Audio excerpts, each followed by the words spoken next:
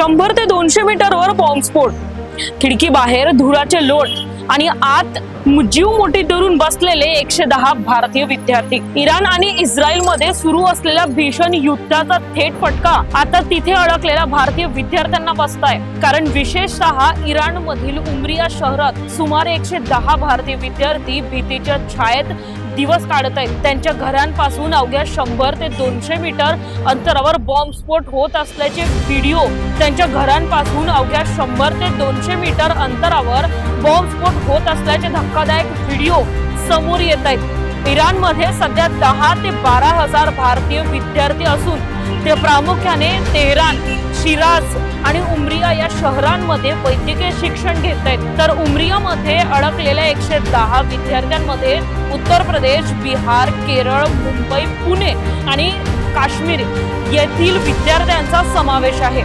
विद्यार्थ्यांनी सोशल मीडियावर शेअर केलेल्या व्हिडिओमध्ये त्यांच्या खोलीच्या खिडकीतून धूर आणि भीषण स्फोटांचे दृश्य स्पष्ट दिसत आहे। एका विद्यार्थ्याच्या माहितीनुसार त्याच्या वसतिगृहापासून केवळ 1 किलोमीटरवर बॉम्ब पडला। त्यानंतर दुसरा स्फोट 2 किलोमीटर अंतरावर झाला।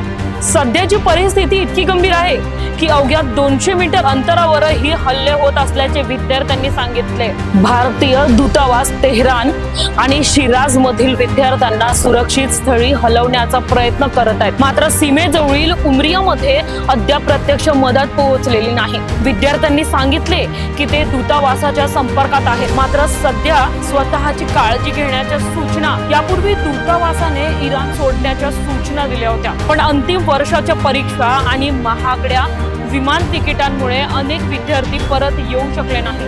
आता युद्ध तीव्र झाल्याने विमान सेवा विस्कळीत झाली असून विद्यार्थी तिथेच अडकले आहेत। दरम्यान भारतातील पालकांनी केंद्र सरकार आणि परराष्ट्र मंत्रालयाकडे तातडीने विद्यार्थ्यांची सुटका करण्याची मागणी केली आहे। वाढत्या युद्ध परिस्थितीत मुलांशी संपर्क साधणे कठीण होत असल्याने कुटुंबियांची चिंता वाढत चाललेली आहे। युद्धाच्या ज्वाळांमध्ये सापडलेल्या या भारतीय विद्यार्थ्यांची सुरक्षित सुटका कशी आणि कधी होणार याकडे आता संपूर्ण देशाचे लक्ष लागलेले आहे।